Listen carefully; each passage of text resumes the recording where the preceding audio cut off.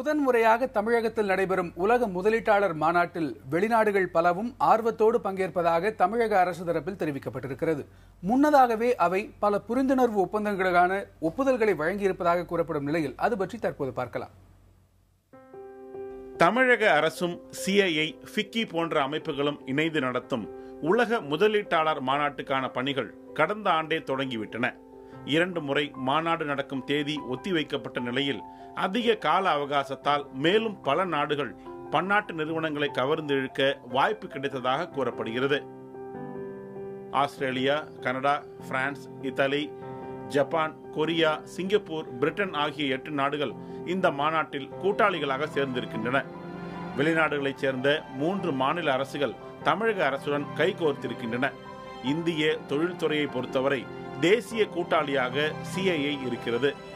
மாநாட்டு ஏற்பாட்டு கூட்டாளியாக ஃபிக்கி இடம்பெற்றுள்ளது.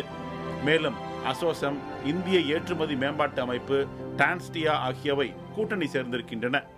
மாநாட்டுக்கான ஆலோசனை அமைப்பாக சர்வதேச நிறுவனமான பிரைஸ் வாட்டர் கூப்பர்ஸ் இருக்கிறது.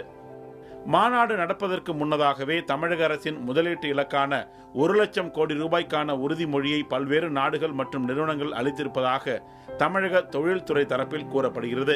இவற்றுக்கான புரிந்துணர்வு ஒப்பந்தங்கள் மாநாட்டின் போது கையெழுத்தாகும் என எதிர்பார்க்கப்படுகிறது.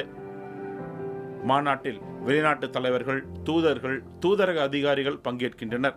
பன்னாட்டு அரசுகளின் தொழில்துறை அமைச்சர்கள், எம்பிக்களும் பங்கேற்பார்கள் என தெரிகிறது. சர்வதேச வர்த்தகம் மற்றும் நிதி சந்தைகளைச் சேர்ந்த நிபுணர்களும் சென்னை வர இருப்பதாக கூறப்படுகிறது. உள்நாட்டு மற்றும் வெளிநாட்டு நிறுவனங்களின் தலைமை அதிகாரிகள், சர்வதேச வர்த்தக அமைப்புகளின் பிரதிநிதிகளும் மாநாட்டில் பங்கேற்கின்றனர். தொழில் முனைவோர் மற்றும் உயர் தொழில்நுட்ப நிபுணர்களும் உலக முதலீட்டாளர் மாநாட்டுக்கு வருவார்கள் என எதிர்பார்க்கப்படுகிறது. தொழில்துறையில் தமிழகத்தில் உள்ள வாய்ப்புகளை உலகறிய செய்ய இந்த மாநாடு உதவும் என மாநில அரசு கருதுகிறது. உலக அளவில் முதலீட்டுக்கான விருப்ப தேர்வாக சென்னை மாநகரை உயர்த்துவதற்கான தகுதிகளை படம் பிடித்து காட்ட அரசு தயாராகி வருகிறது. நாட்டின் வளர்ச்சியில் தனது பங்கை அதிகரிப்பதற்கான வாய்ப்புகளை பெறவும் இந்த மாநாட்டை அரசு பெரிதும் நம்பி இருப்பதாக கூறலாம். புதிய தலைமுறைக்காக பாஸ்கரன்.